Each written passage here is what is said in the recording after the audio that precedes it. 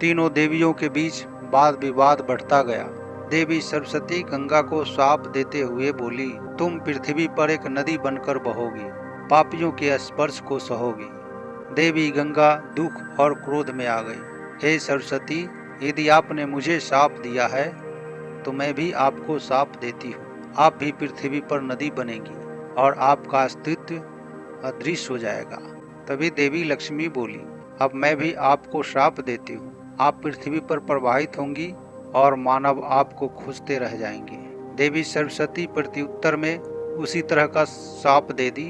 आप भी पृथ्वी पर जन्म लेंगी और स्थिर नहीं रह पाएंगी, एक स्थान से दूसरे स्थान भटकती रहेंगी। दोस्तों, कथा एक नए मोड़ पर पहुंच चुकी है।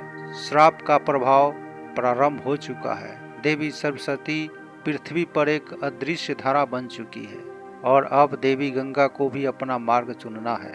गंगा जी व्याकुल स्वर में बोली, हे प्रभु, यह सब क्या हो रहा है? मैंने तो केवल सेवा की थी, फिर भी मुझे श्राप मिला। अब मैं कहाँ जाऊं? देवी गंगा परेशान थी। वह बैकुंठ लोक नहीं छोड़ना चाहती थी।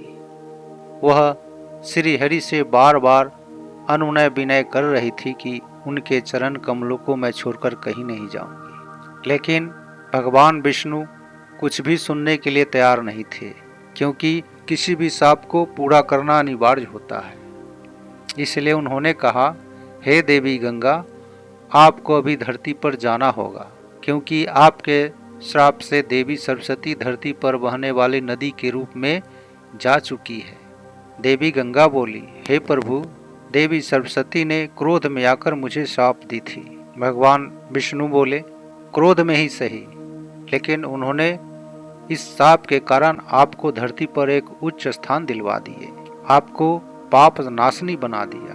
देवी गंगा, मैं जानता हूँ आप बैकुंठ लोक छोड़कर नहीं जाना चाहेंगी। तभी आकाश में डमरू की ध्वनि और प्रकाश फैलता है। भगवान शिव गंभीर स्वर में बोले, हे गंगे, यह सब संयोग नहीं, यह एक दिव्य योजना है। देवी गंगा विनम्र होकर बोली, हे महादेव, यदि यह योजना है तो मेरा कर्तव्य क्या है? भगवान शिव ने कहा, जो भगवान विष्णु ने कहा था वही भगवान शिव ने कहा। देवी गंगे, आपको पृथ्वी पर जाना होगा। वहाँ एक महान राजा होगा भागीरथ, वह तुम्हें पृथ्वी पर लाने के लिए तप करेगा। परंतु प्रभु, यदि मैं स्वर्ग से सीधे पृथ्वी पर उतरी तो मेरी धारा के वेग को कौन संभालेगा?